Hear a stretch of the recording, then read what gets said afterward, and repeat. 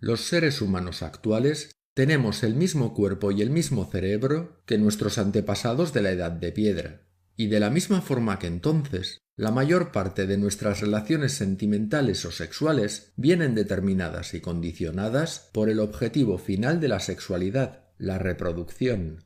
Que seamos conscientes o no de esta realidad no cambia nada. En lo esencial, estamos programados para servir a los intereses de la supervivencia de la especie. Y aunque podamos tomar nuestras propias decisiones con relativa independencia, no somos del todo libres para escapar de la influencia de nuestra historia genética. En la especie humana, la mujer es la que mayores riesgos asume en la sexualidad y en la reproducción, y es en definitiva la que se va a encargar de seleccionar a su pareja sexual según unos criterios muy concretos y determinados, diferentes de los del hombre.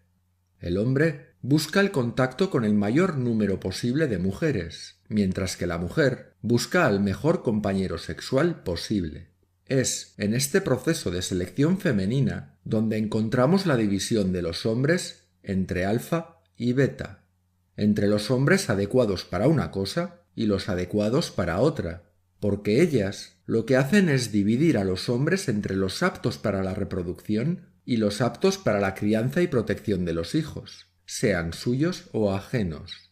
El hombre que se corresponde con la primera definición es considerado alfa, pues tiene un mayor valor en el mercado sexual, y el que se corresponde con la segunda definición es considerado beta, y sería sólo apto para el periodo posterior a la etapa de frenesí sexual de la juventud de la mujer.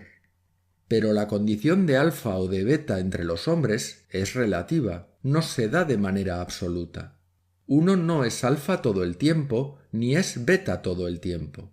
Cada uno puede ser, en un determinado contexto, uno u otro, por ejemplo entre sus amigos, en el trabajo, en la familia o en una fiesta, porque cada uno cumple o representa diferentes papeles en diferentes circunstancias de su propia vida.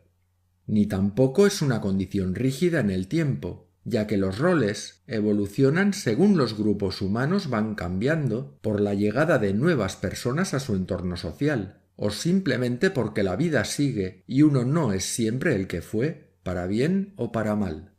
Cada mujer tiene una manera personal e individual de relacionarse con los hombres alfa y los beta, que puede llegar a ser muy diferente de unas mujeres a otras. Pero en términos generales, las mujeres que buscan divertirse privilegian a los hombres alfa, y las mujeres que buscan compromiso privilegian a los hombres beta.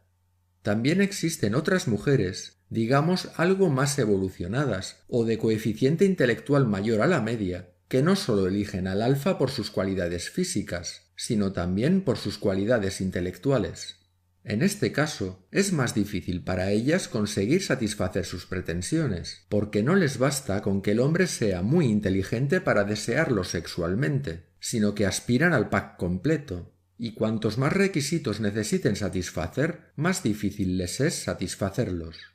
La condición más habitual de estas mujeres es la insatisfacción perpetua. Como la imagen, la diversión y el placer son la tendencia de moda, son trending topic en nuestro mundo actual, la mujer joven e insegura sigue gregariamente lo que cree que la mayoría prefiere y se sumerge de cabeza en el hedonismo más absoluto, en el placer inmediato que sólo los hombres alfa más sexualizados son capaces de ofrecer según su criterio, y se olvida de crearse un futuro estable. Ya tendrá tiempo para eso. La vida es larga, se dice. Y de resultas, el hombre beta desaparece de sus planes hasta muchos años más tarde, cuando le buscará como el salvavidas que la rescatará de su naufragio particular.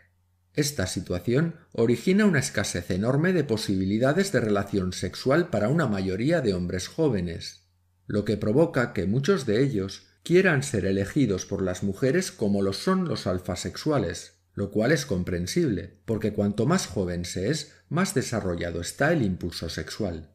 Tras muchos ensayos, conseguirán aprender unos cuantos trucos que de forma camaleónica les permitan aparentar ser alfas el tiempo suficiente para acceder al sexo con las mujeres. Pero este artificio termina por descubrirse y la relación será breve. Pero convertirte en hombre alfa desde el punto de vista de las mujeres no necesita ser el objetivo de tu vida, porque en el mundo no sexual ni el alfa es el hombre superior ni el beta el hombre inferior. Fuera del mundo de las mujeres, el sentido de supremacía personal lo dan el trabajo, los estudios, la calidad de las amistades, las aficiones que se tengan, etc. Y entonces no hay ninguna necesidad de focalizarse en la clasificación que hacen las mujeres de los hombres. Hay que recalcar que tu existencia no tiene por qué limitarse a esta clasificación. Tu vida no debería girar a su alrededor, porque esta clasificación es una visión femenina del hombre, no una visión masculina. Enfocándote en no querer ser beta sexual y queriendo reinventarte para ser alfa sexual, estás poniéndolas en el centro de tu vida, y les dices que tu vida solo será importante cuando una mujer te diga que lo es. Y ya no importará lo que tú pienses y vivirás esclavizado a ellas regalándoles tu atención, adulándolas sin que hagan nada por merecer tus halagos y esforzándote por complacerlas sin ninguna garantía de éxito, porque les entregas tu propia cabeza en una bandeja para que ellas decidan si eres o no eres un hombre, si tienes derecho o no a existir.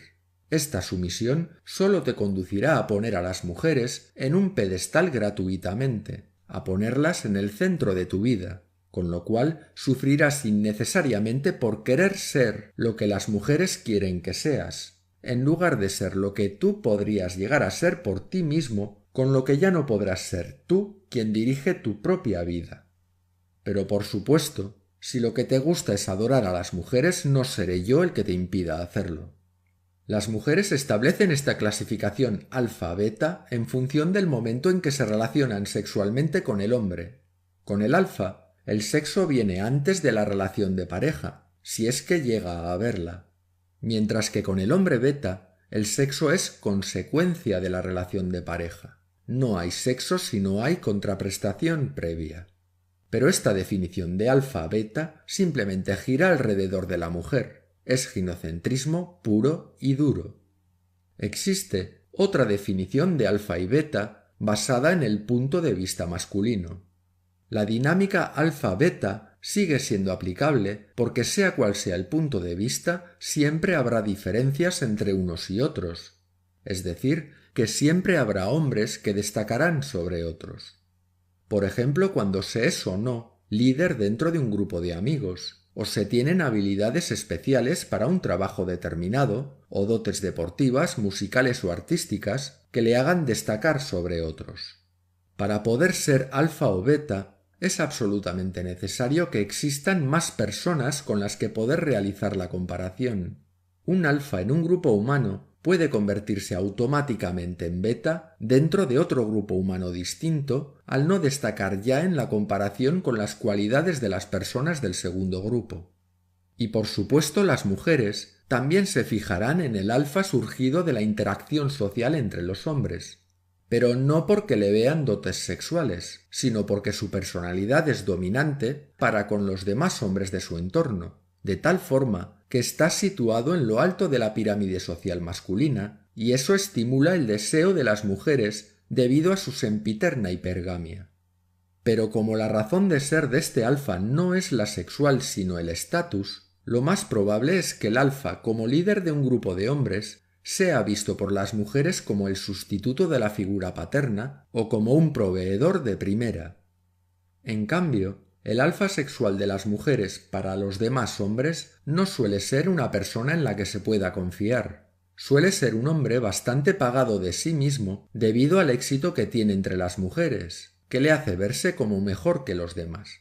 De ahí que el alfa sexual ginocentrista, fuera del ambiente femenino y cuando se enfrenta con el mundo real de lucha por el día a día, suele ser visto por los demás hombres como alguien bastante decepcionante, ya sea como compañero de trabajo o como amigo, como alguien que no aporta realmente nada constructivo, solo la comprensible vanidad de saberse deseado por muchas mujeres, lo cual puede llegar a ser particularmente irritante para todos aquellos a los que les gustaría estar en su lugar, porque consideran a la mujer el premio al que ellos no consiguen acceder con regularidad.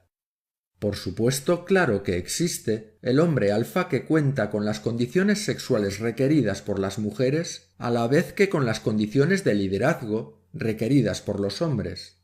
Pero estos alfa, según la habitual clasificación del 80-20, son, muy posiblemente, tan solo el 20% del 20% de hombres mejores según la clasificación de las mujeres. En definitiva, se utilizan los términos alfa y beta, incluso omega y otros, para definir el estatus de los hombres dentro de su relación con las mujeres en términos sexuales y de seducción. Se será uno u otro en función de que las mujeres seleccionen a los hombres por sus atributos físicos naturales o por las posibilidades de explotación material de los recursos que el hombre pueda aportar a la relación, ya sea de pareja, laboral o de cualquier otra índole. Este modo de selección es necesariamente superficial y cortoplacista. Las mujeres seleccionan a los hombres por lo que tienen, no por lo que son. Si el hombre tiene las condiciones físicas que ellas estiman necesarias, o si tiene los recursos materiales que ellas buscan, ese hombre será elegido. Es tan simple como esto.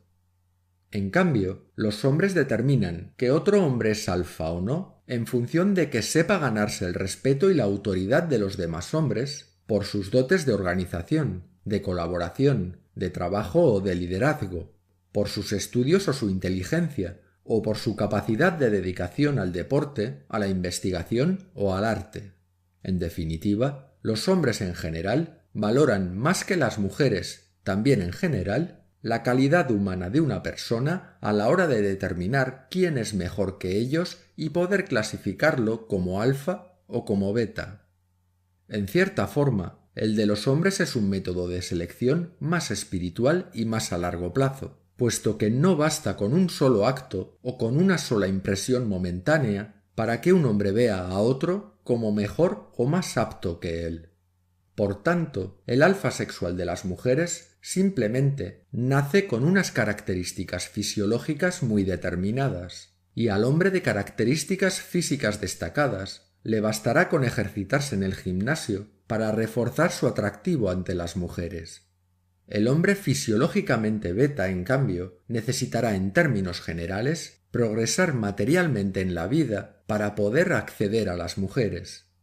Frente a lo que él mismo cree, el hombre alfa sexual no elige. Lo que le ocurre es que como muchas sí que le eligen a él, se hace la falsa ilusión de que puede elegir, pero tan solo selecciona de entre todas las que se le ofrecen, mientras que las no seleccionadas se cabrean porque no soportan la frustración de no haberlo sido.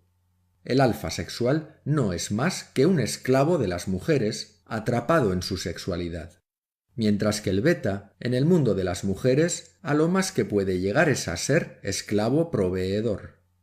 Por lo demás, el hombre alfa sexual es emocionalmente dependiente del éxito que tiene con las mujeres. Cuando ese éxito desaparece, sufre. Para escapar de este círculo perverso hay que preguntarse: ¿es el sexo con las mujeres lo mejor que puede ofrecer la vida? Si tu respuesta es afirmativa, desengáñate. Eres un esclavo de las mujeres.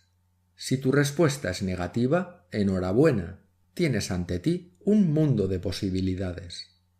Cuando te pones a ti mismo en la tesitura de ser alfa o beta, es porque estás atribuyendo a las mujeres el papel central de tu vida y la de los demás, y dependerás, por tanto, emocionalmente de ellas.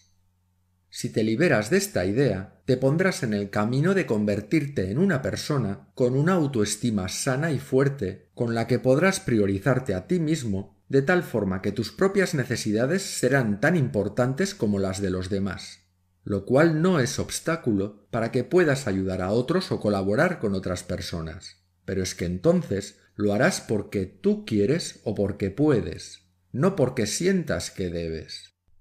Es en este momento cuando te descubres a ti mismo siendo libre.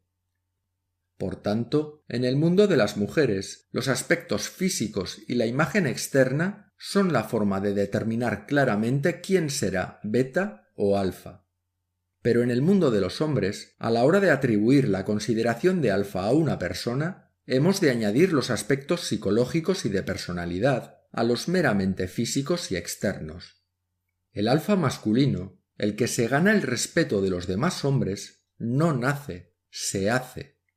Se hace y se construye a sí mismo desde la infancia, gracias a haber recibido de su familia, de sus progenitores, el cariño y la educación correcta y adecuada que permitirán al niño contar con la mochila emocional necesaria para luego sí, con su propio esfuerzo, construir un adulto merecedor del afecto, el respeto y la admiración, primero de sí mismo y luego de todos los demás dentro de su entorno social. Pero este hombre no es fácil de encontrar. Es un hombre con una personalidad formada de tal manera que no depende emocionalmente de los demás para mejorar su autoestima. La dependencia emocional te convierte automáticamente en un hombre beta, en un hombre no dominante, que no confía en sí mismo y que necesita el reconocimiento de los demás para poder encontrarse y aceptarse como persona. Se podrá disfrazar y justificar de muchas maneras, pero el hombre beta es necesariamente emocionalmente dependiente. ¿Cómo surge esta dependencia emocional y qué consecuencias tiene? El dependiente emocional se introduce en falso en la vida adulta, de tal forma que intenta superar sus carencias afectivas de la infancia a base de convertirse en un grandioso conseguidor de éxitos profesionales y sociales,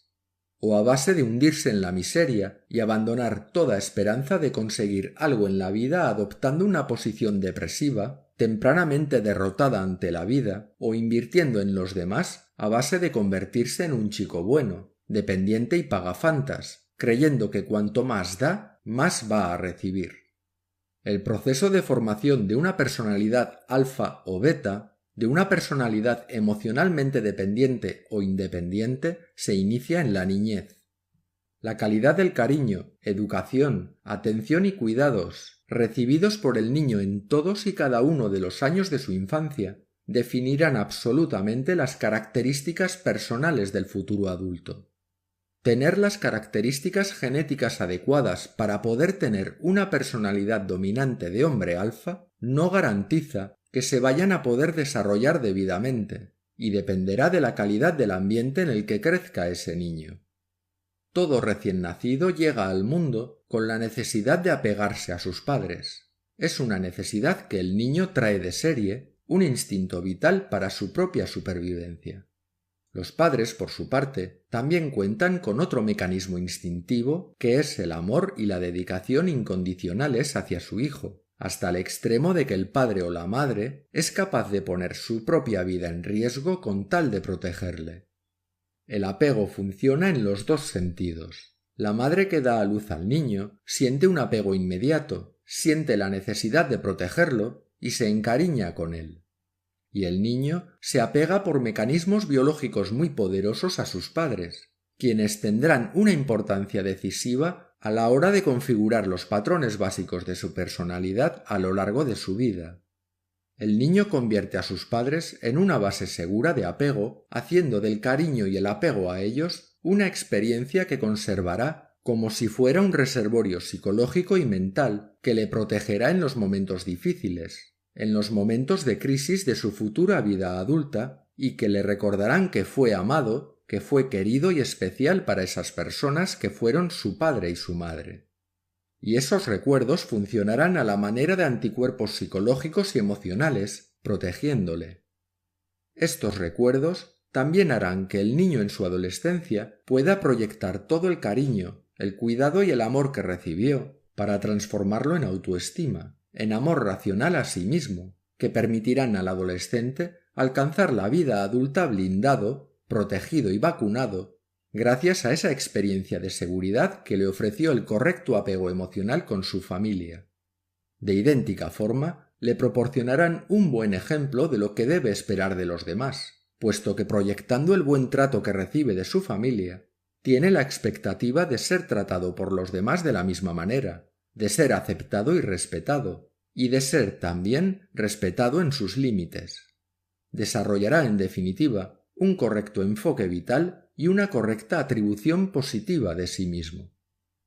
La autoestima, por tanto, es el mecanismo con el que cuenta el niño que se dirige hacia la adolescencia de camino a la vida adulta, que le hace verse con los mismos ojos con los que le vieron sus progenitores, especialmente su madre, y esa mirada benevolente de amor y de cuidado es la que el niño proyectará sobre sí para permitirle entenderse, verse y percibirse del mismo modo en que fue visto, percibido y cuidado por sus progenitores, que son su base segura de afecto. Pero esa autoestima también puede ser baja e impedir que el adolescente pueda internarse en la vida adulta con confianza y seguridad, puesto que también se ve a sí mismo con los mismos ojos con que le veían sus progenitores. Aunque esta vez los ojos le transmitían una hipercrítica, un cuestionamiento sistemático de su existencia, con todas las carencias y defectos imaginables, por lo que el joven se autopercibe como defectuoso, incapaz o inseguro, y no puede evitar sentirse desamparado, puesto que a lo largo de su corta vida se ha encontrado en diferentes grados con la despreocupación, el caos, el abandono y la negligencia sistemática de sus necesidades de cuidado y atención. Cuando esto ocurre, algo muy importante se desencadena en la mente del niño, haciendo que se convierta en un adulto marcado, en un adulto herido, en un adulto sin defensas, en un adulto que reproduce los guiones tóxicos de su vida y se convertirá en un ser dependiente, en un buen chico, en un pagafantas, en un caballero blanco, en un hombre de características beta a fin de cuentas. Será un hombre que quedará sistemáticamente bloqueado por el recuerdo, consciente o no, de los obstáculos que le interpusieron sus progenitores, por la poca calidad del cariño, de la educación y de los cuidados que recibió de su familia. El niño que se siente abandonado genera una herida interna, ya que se culpa y se atribuye a sí mismo la responsabilidad de su situación, y en su vida adulta llegará a buscar en su pareja o en sus amistades a la madre o al padre que le abandonó o desatendió. O puede que tenga terror al abandono, y eso signifique transigir con cualquier tipo de abuso y mirar a otro lado normalizando dichos abusos. Las personas que se han emparejado con psicópatas, las personas maltratadas, las que sufren acoso laboral, los niños que sufren el acoso y la violencia escolar, tienen todos una enorme dificultad a la hora de reconocer en sus familias o en su entorno que algo no iba bien. Esta dificultad es, básicamente, la trivialización y la banalización de su experiencia vital. Es la normalización de la falta de normalidad, porque el antiguo niño, ahora adulto, no es capaz de identificar como algo distinto, diferente o anormal lo que vivió o está viviendo en su familia, y lo da por bueno, y lo normaliza, creyendo que es normal en todas las familias sufrir la situación que él sufre en la suya.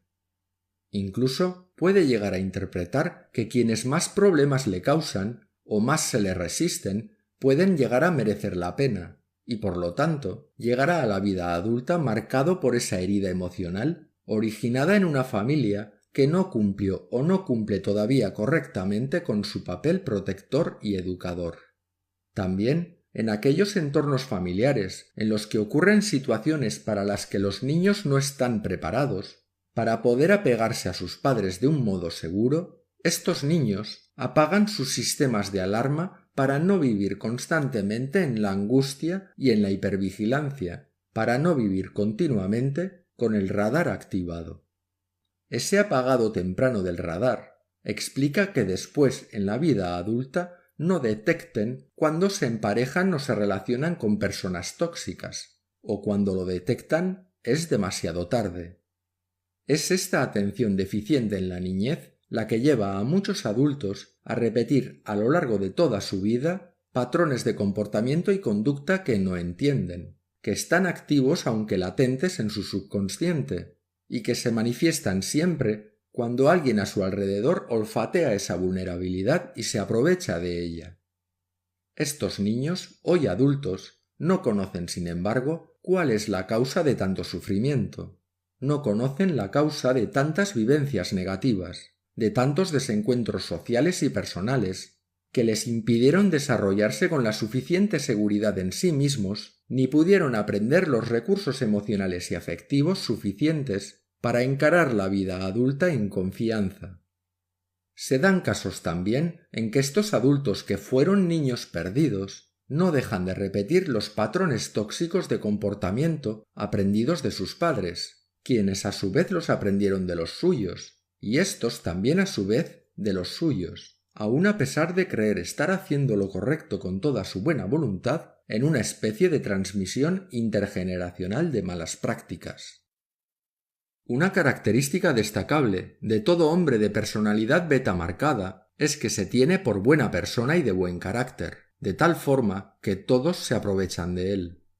Pero esta bondad es también muy matizable, porque aunque son buenos, no lo son, puesto que no hay nada bueno en abandonarse, no hay nada bueno en dejar que los demás abusen de uno, ni en no ponerles límites.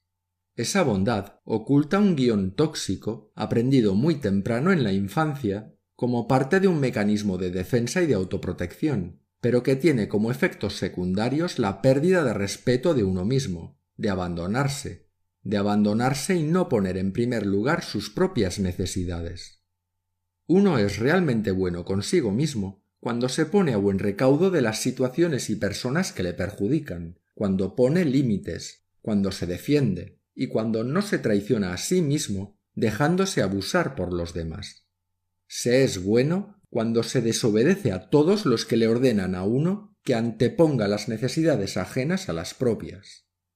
En todo caso, es necesario comprender que el niño no es culpable de lo que los adultos en esa primera etapa de su vida van a hacer con él, ni tampoco lo es el adulto que sufre las consecuencias y las secuelas postraumáticas de ese trauma de abandono. Un adulto que sin darse cuenta descuida sus propias necesidades y las coloca sistemáticamente por detrás de las de los demás es el que piensa que los demás son siempre mejores que él, en cualquier circunstancia, y que es normal, por tanto, que él se relegue a sí mismo a ir varios pasos por detrás.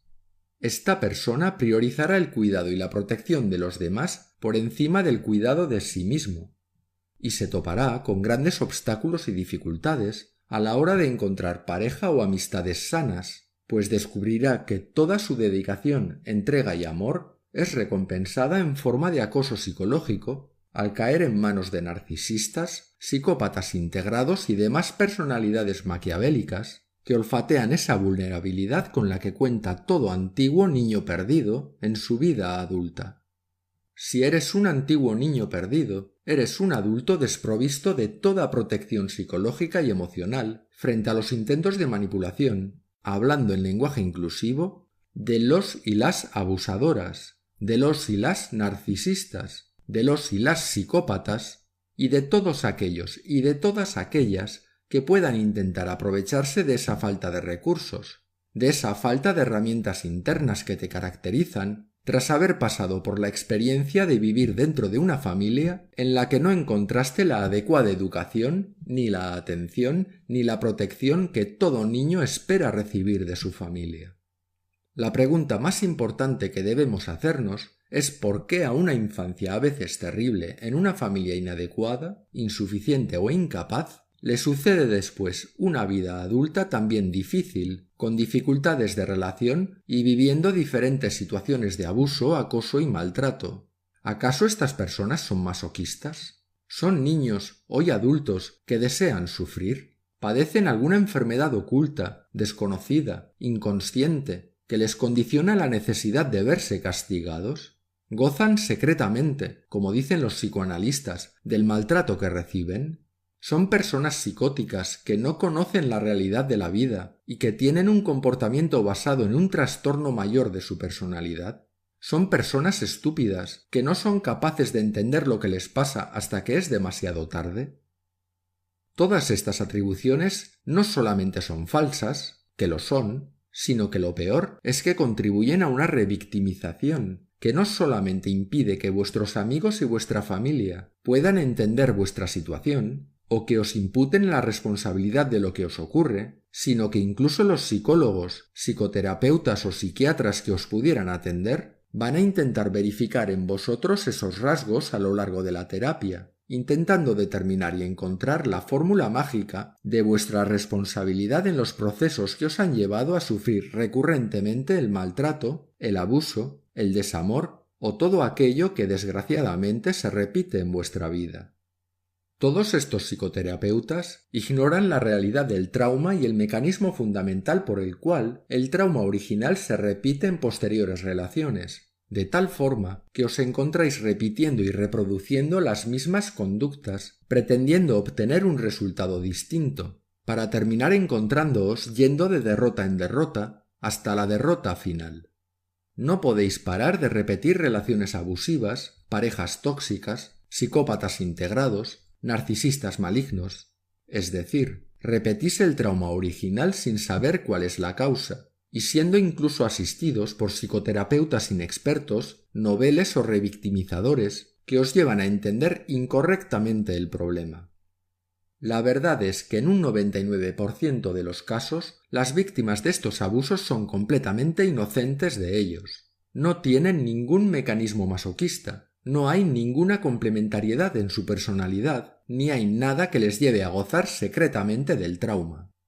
Lo que hay es un trauma no identificado, y por lo tanto no tratado y abandonado a su suerte, que explica por qué después de los años, incluso décadas, seguís repitiendo los mismos comportamientos, incrementándose por tanto la intensidad de las secuelas en forma de estrés postraumático, con el riesgo de que se cronifique y os conduzca a la infelicidad y, por tanto, a un sufrimiento enorme.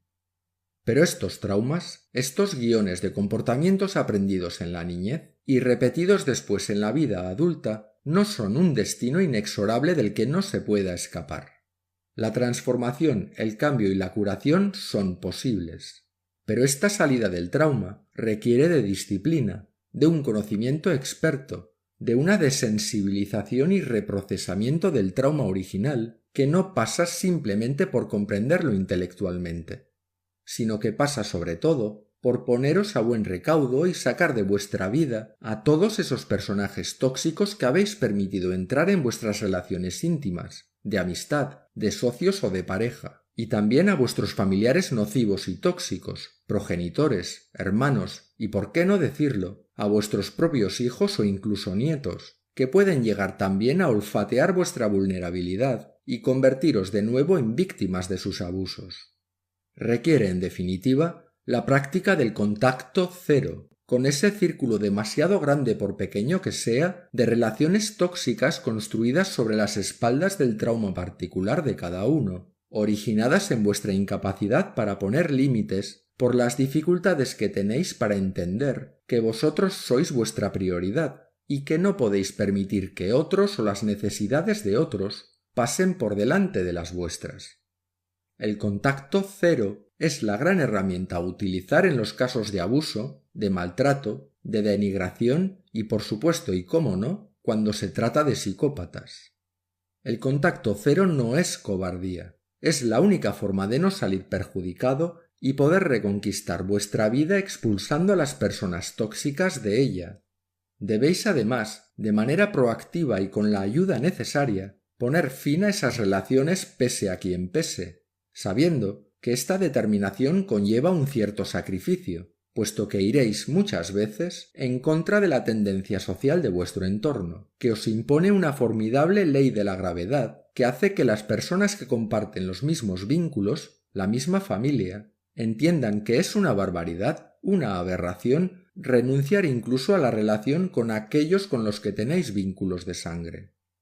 Pero no hay excepciones para esta regla fundamental de no dar segundas oportunidades a quienes te maltratan por primera vez. No existe ningún deber moral ni psicológico que os obligue a mantener la relación con quien constantemente abusa de vosotros, depreda vuestra vida, vuestras emociones, vuestros bienes, ni respeta vuestros límites y se comporta sistemáticamente de una manera abusiva en cualquier momento. Es absolutamente injustificable que os dejéis maltratar por el hecho de que quienes lo hacen sean incluso miembros de vuestra familia, por mucho que puedan ser lo único que os queda en el mundo.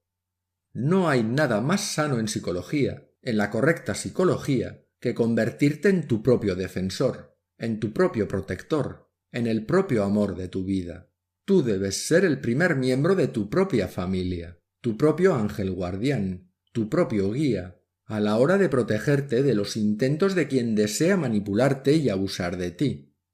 Tú eres tu único juez, y cuando tu vida termine, serás examinado por ti mismo de todas aquellas circunstancias que a lo largo de tu vida te pusieron en la necesidad de defender a tu niño interior, defender tu integridad psicológica y moral, y de, por tanto, hacer frente a los intentos abusivos de todos los que intentaron abusar de ti, quedarse con lo tuyo, y desde luego, para aquellos que quisieron entrar como un caballo de Troya en tu alma para depredarla. No hay salvación para los que no se salvan a sí mismos, y aún hay menos salvación para todos aquellos que a pesar de toda su vida anterior siguen con la esperanza de que quienes abusan de ellos algún día les amarán incondicionalmente. Es imposible que la persona que te maltrata o te ningunea o te considera no válido décadas después pueda cambiar. Algunos objetan que es importante para un ser humano obtener en algún momento el amor incondicional de sus padres, de su familia, de su pareja, porque si no la experiencia de la vida se queda coja.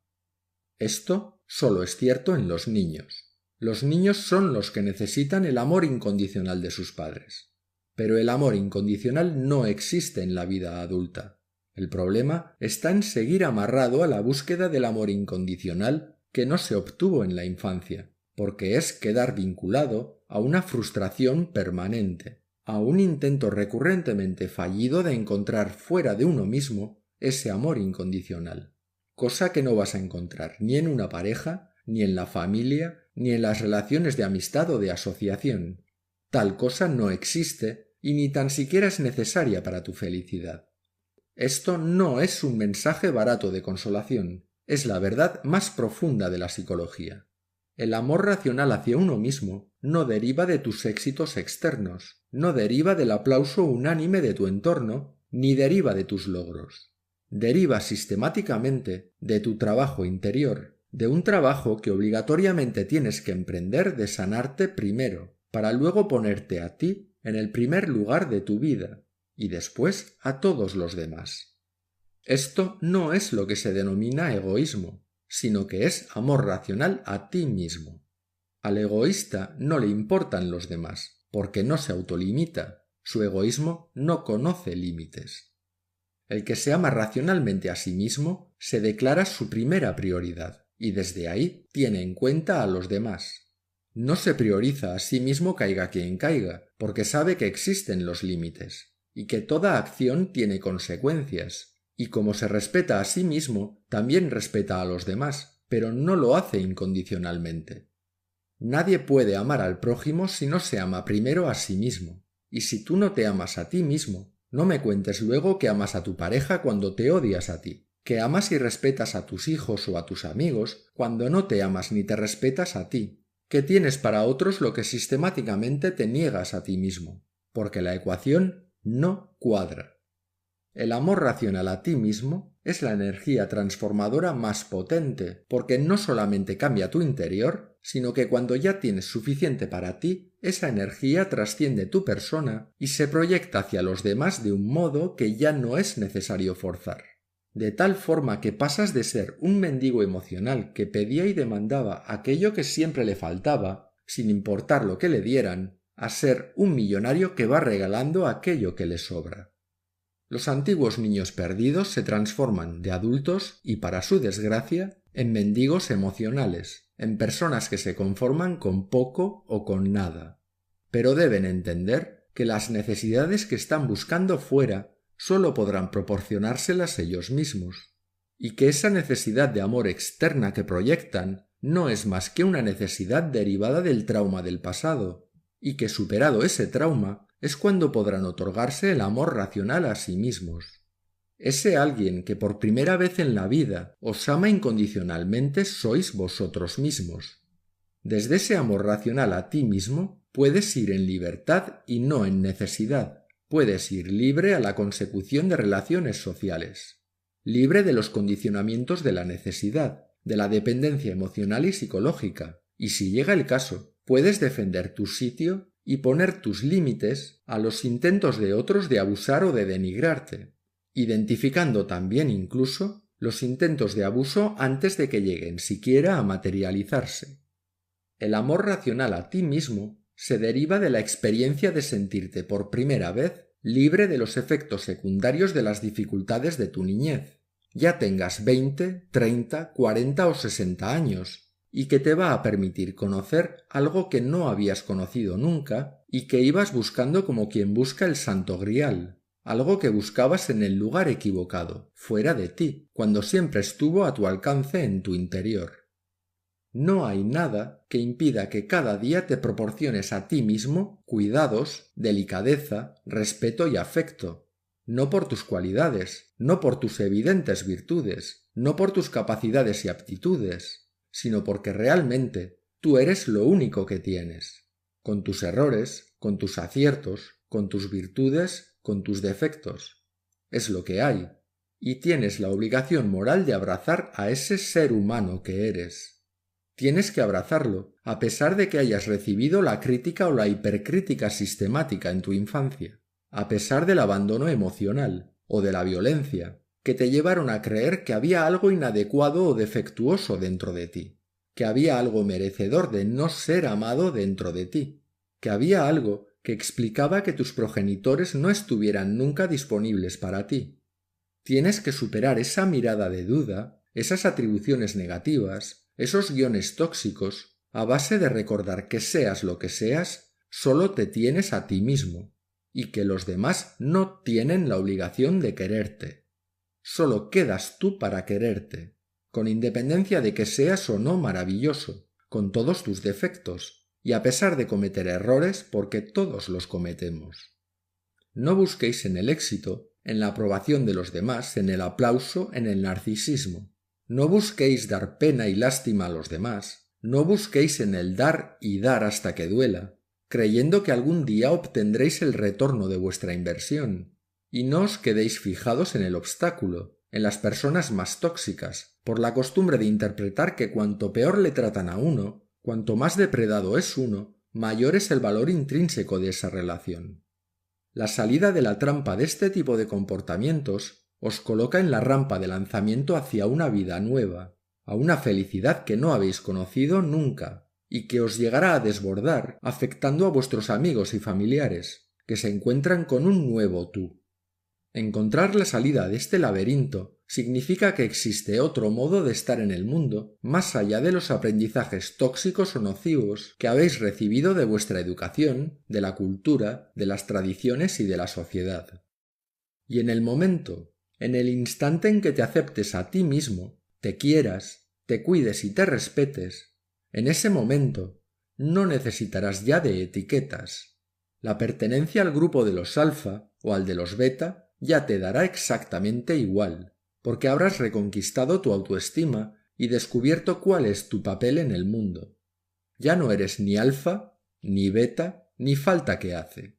Es una clasificación que ya te parecerá antigua, regida por criterios antiguos, porque tú ya has evolucionado hacia un hombre diferente, un hombre más moderno y actual,